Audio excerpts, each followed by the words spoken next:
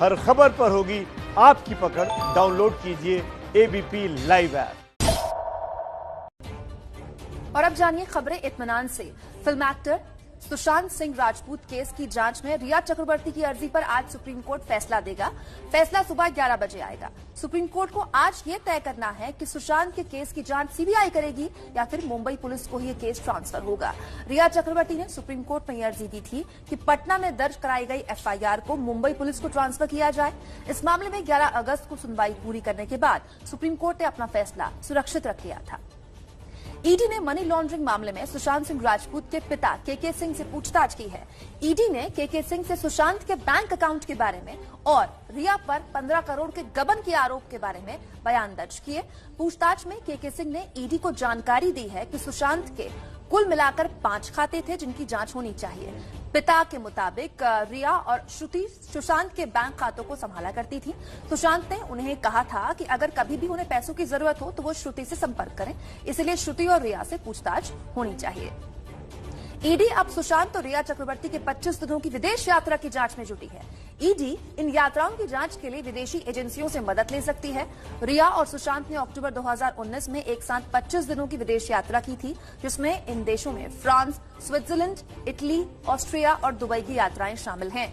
ED इस लंबी विदेश यात्रा की जांच करके जानना चाहती है कि इन विदेशी यात्राओं का मकसद क्या था। यात्रा घूमने के लिए थी या फिर ये एक बिजनेस ट्रिप था। जम्मू कश्मीर के बारामूला में पिछले 30 घंटे से जारी मुठभेड़ खत्म हो गई है। सेना के जवानों ने तीसरे आतंकी को भी ढेर कर दिया है, जिसका शव बरामद कर लिया गया है। आतंकी मुठभेड़ में सीआरपीएफ के 2 जवान, 2 और जम्मू कश्मीर पुलिस के 1 जवान की शहादत हुई है।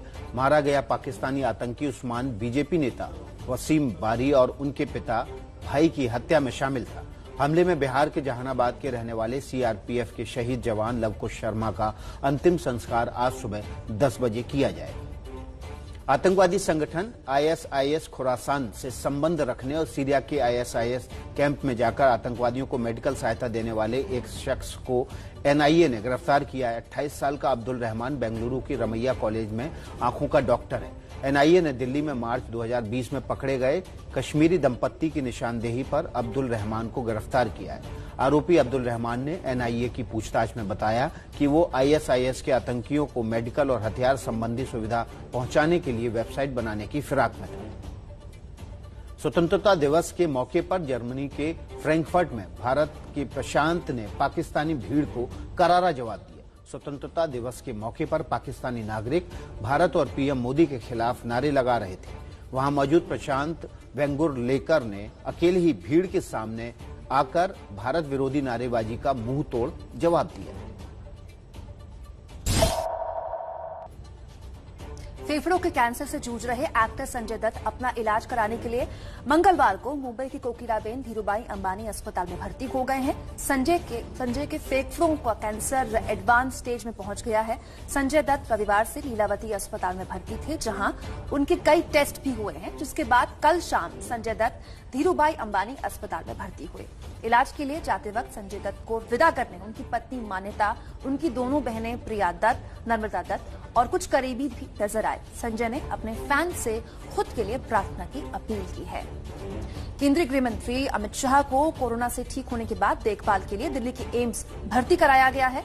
अमित शाह को थकान और शरीर में दर्द की शिकायत के बाद एम्स में भर्ती किया गया, जहां उनका इलाज एम्स निदेशक रणदीप गुलेरिया की देखरेख में हो रहा है। एम्स की ओर से आधिकारिक बयान जारी किया गया और कहा गया कि गृह मंत्री बिल्कुल ठीक है और अस्पताल से अपना कामकाज भी कर रहे हैं। बयान में कहा गया है कि गृह मंत्री अमित शाह को पिछले 3-4 दिन से थकान और शरीर में दर्द की शिकायत थी। उनकी कोरोना रिपोर्ट नेगेटिव आ चुकी है। आपको बता दें, अमित शाह 2 अगस्त को ट्वीट कर कोरोना पॉजिटिव होने की उन्होंने जानकारी दी थी देश को, जिसके बाद गुरुग्राम के मेदांता अस्पताल में भर्ती हुए थे। पूर्व राष्ट्रपति प्रणब मुखर्जी की हालत अब भी गंभीर बनी हुई है। प्रणब मुखर्जी को जीवन रक्षक प्रणाली पर रखा गया है। 84 साल के प्रणब मुखर्जी को 10 अगस्त को दिल्ली के आर्मी रिचर्ड एंड रेफरल अस्पताल में भर्ती कराया गया था। प्रणब मुखर्जी की ब्रेन में जमे खून के थक्के को निकालने के लिए ऑपरेशन हुआ, जिसके बाद वो कोमा में है। प्रणब मुखर्जी के कोरोना वायरस संक्रमित होने की भी पुष्टि हुई है। प्रधानमंत्री नरेंद्र मोदी की अध्यक्षता में आज केंद्रीय कैबिनेट की अहम बैठक होगी। वीडियो कॉन्फ्रेंसिंग के जरिए सुबह 10:30 बजे बैठक शुरू होगी। बैठक में कई बड़े फैसलों पर मुहर लगने की उम्मीद है। आज की बैठक में जयपुर, गुवाहाटी और त्रिवेंद्रम हवाई अड्डों के निजीकरण को लेकर मंजूरी मिल सकती है। आज होने वाली कैबिनेट की बैठक में गन्ना किसानों के लिए राहत भरा फैसला लिया जा सकता है। कैबिनेट बैठक में साल 2020-21 के लिए गन्ना खरीद मूल्य में बढ़ोतरी के फैसले पर मुहर लग सकती है। ये बढ़ोतरी करीब 10 रुपए प्रति क्विंटल तक होने की उम्मीद है, जिसके बाद खरीद मूल्य 285 रुपए प्रति क्विंटल हो सकता है। 2019-20 में खरीद मूल्य में कोई बदलाव नहीं किया गया था। पूर्वी लद्दाख में भारत चीन सीमा पर तनातनी के बीच आज से 3 दिवसीय नेवल कमांडर्स कॉन्फ्रेंस की शुरुआत हो रही है। ये कॉन्फ्रेंस आज से शुरू होकर 21 अगस्त तक चलेगी। पहले दिन रक्षा मंत्री राजनाथ सिंह और chief of defence staff Bipin Rawat सम्मेलन को संबोधित करेंगे। कॉन्फ्रेंस का आयोजन सेना भवन में सुबह 9 बजे से होगा। कॉन्फ्रेंस में नेवल चीफ के नेतृत्व में सभी कमांडर हिंद महासागर में भारतीय नौसेना की ऑपरेशनल तैयारियों की समीक्षा करेंगे। सम्मेलन के दौरान ट्राई सर्विस यानी थल सेना, वायुसेना और नौसेना के साझा मिशन पर भी चर्चा होगी। गृह मामलों की संसदीय समिति आज सुबह 11 बजे से देश में कोरोना के हालात और प्रबंधन पर चर्चा करेगी। समिति के सदस्य स्वास्थ्य मंत्रालय के अधिकारियों और एम्स के निदेशक रणदीप गुलेरिया से कोरोना की तैयारियों पर चर्चा करेंगे। स्थायी समिति की अध्यक्षता कांग्रेस नेता आनंद शर्मा करने वाले हैं। जुलाई में हुई इसी बैठक में समिति के सदस्यों ने अधिकारियों से कोरोना वायरस के इलाज में इस्तेमाल होने वाली दवाइयों की महंगी कीमतों पर सवाल किए थे। इस बैठक में दवाओं की कालाबाजारी का मुद्दा भी उठा सकता है। राम जन्मभूमि मंदिर पर आज श्री राम जन्मभूमि तीर्थ क्षेत्र की तरफ से एक प्रेस कॉन्फ्रेंस होनी है। प्रेस कॉन्फ्रेंस शाम 4 बजे से होगी, जिसकी अध्यक्षता महासचिव चंपत राय करेंगे। प्रेस कॉन्फ्रेंस के दौरान बीएचपी के अध्यक्ष आलोक कुमार भी मौजूद रहेंगे। दिवंगत शास्त्रीय गायक पंडित जसराज का पार्थिव शरीर आज मुंबई पहुंचेगा। पार्थिव शरीर आज दोपहर 12:30 बजे अमेरिका के न्यू जर्सी से एयर इंडिया की फ्लाइट से मुंबई पहुंचने वाला है। गुरुवार को पंडित जी के अंतिम संस्कार की प्रक्रिया पूरी की जाएगी। दोपहर 3 बजे तक एयरपोर्ट पर सभी औपचारिकताएं पूरी करने के बाद पार्थिव शरीर को अंधेरी वेस्ट स्थित उनके घर ले जाया जाएगा, जहां शाम 4 बजे से उनके दर्शन किए जा सकते हैं। पंडित जी का सोमवार को अमेरिका के न्यू जर्सी में निधन हो गया था। पंडित जसराज भारत के 3 पद्म पुरस्कारों से सम्मानित व्यक्ति हैं। दिल्ली में होटल, जिम और साप्ताहिक बाजार खोले जाने पर डिजास्टर मैनेजमेंट अथॉरिटी की आज बैठक होगी। बैठक में सीएम अरविंद केजरीवाल, दिल्ली के उपराज्यपाल अनिल बैजल शामिल होंगे। केजरीवाल सरकार ने अनलॉक 3 में दिल्ली में होटल और जिम खोलने और साप्ताहिक बाजारों को 1 हफ्ते के ट्रायल बेसिस पर खोलने के आदेश किए थे। इस फैसले को उपराज्यपाल अनिल बैजल ने पलट दिया था। दिल्ली सरकार ने एलजी से मांग की है कि दिल्ली में अब लगातार कोरोना के मामले कम हो रहे हैं, ऐसे में होटल और जिम को खोलने पर विचार किया जा सकता है। आज होने वाली कैबिनेट की बैठक में प्रतियोगी परीक्षाओं पर बड़ा फैसला आ सकता है। कैबिनेट की बैठक में रेलवे, एसएससी और बैंकिंग सेवा के लिए कॉमन एंट्रेंस टेस्ट कराने की मंजूरी मिल सकती है। इस कॉमन एंट्रेंस टेस्ट के लिए एक राष्ट्रीय भर्ती एजेंसी गठित किए जाने का प्रस्ताव है, जिसके जरिए ग्रुप बी और ग्रुप सी स्तर के कर्मचारियों की भर्ती की जाएगी। कॉमन एंट्रेंस टेस्ट की शुरुआत साल 2021 से होने की उम्मीद है। नई व्यवस्था में एक ही रजिस्ट्रेशन पोर्टल बनाया जाएगा, जिसके जरिए परीक्षार्थी आवेदन कर सकेंगे। परीक्षार्थियों को एक ही बार रजिस्ट्रेशन कराना होगा और एक ही बार आवेदन शुल्क भी देना होगा। सभी परीक्षाओं के लिए एक ही सिलेबस होगा। गंभीर आर्थिक संकट से जूझ रही दिल्ली मेट्रो ने अपने कर्मचारियों की सैलरी कम कर दी है। मंगलवार को जारी एक आधिकारिक सूचना के मुताबिक कर्मचारियों को सैलरी के साथ मिलने वाले सुविधा भत्ते की 50% तक कम कर दिया जाएगा। यह फैसला अगस्त 2020 से लागू होगा। कर्मचारियों को हाल ही में अप्लाई किए गए सभी तरह के एडवांस भी रोक दिए गए हैं। दिल्ली मेट्रो ने साफ किया है कि उसके किसी भी कर्मचारी का यात्रा भत्ता और महंगाई भत्ता नहीं रोका जाएगा और न ही मेडिक्लेम का पैसा रोका जाएगा। 24 मार्च से हुए कोरोना लॉकडाउन से मेट्रो सेवा पूरी तरह से ठप है। दिल्ली मेट्रो में करीब 8.5 लाख यात्री रोजाना सफर करते हैं, जिसमें डीएमआरसी को रोजाना 1 करोड़ से 1.25 करोड़ रुपए तक की आमदनी होती है। राजधानी दिल्ली के संगम विहार में अंडे फूटने के बाद बड़े विवाद में नाबालिग की चाकू मारकर हत्या कर दी गई। पड़ोस की दुकान में रखे अंडे की ट्रे नाबालिग से गलती से गिर गई, जिसके बाद दुकानदार ने बेटे ने नाबालिग मोहम्मद फैजान के परिवार के साथ मारपीट की।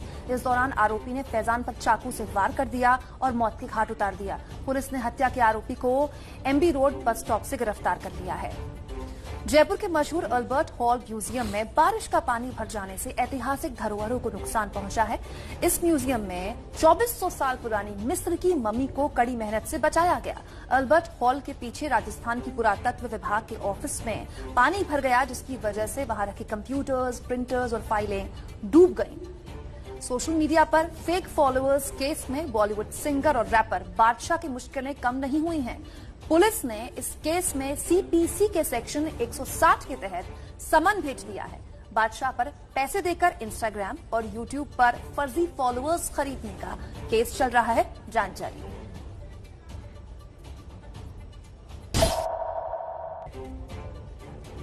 इस साल दुबई में होने वाले आईपीएल की टाइटल स्पॉन्सरशिप ड्रीम 11 के हिस्से में गई है। ड्रीम 11 ने 222 करोड़ रुपए की भारी भरकम बोली लगाकर टाइटल स्पॉन्सरशिप पर कब्जा कर लिया है। ड्रीम 11 ने स्पॉन्सरशिप की रेस में अनएकेडमिक, बाइजूस, टाटा जैसी कंपनियों को पीछे छोड़ा। ड्रीम 11 में चीनी कंपनी टेंसेंट के निवेश पर बीसीसीआई ने कहा है कि ये निवेश 10% से भी कम है। भारतीय क्रिकेट टीम के लिमिटेड ओवर्स के उपकप्तान रोहित शर्मा और पहलवान विनेश फोगाट को इस साल के लिए राजीव गांधी खेल रत्न पुरस्कार के लिए चुना गया है। राजीव गांधी खेल रत्न पुरस्कार खेल क्षेत्र में दिया जाने वाला सबसे बड़ा सम्मान है।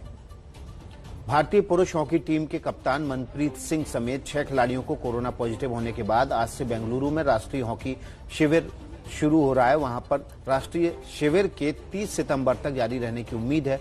आज से महिला और पुरुष दोनों हॉकी शिविर शुरू होंगे, जिनमें 33 पुरुष और 24 महिला खिलाड़ी शामिल होंगे। भारतीय पुरुष टीम ने कप्तान Manpreet, striker Mandeep Singh, defender Surender Kumar, Jaskaran Singh, drag flicker, Varun Kumar और गोलकीपर कृष्ण बहादुर पाठक को कोरोना पॉजिटिव पाया है।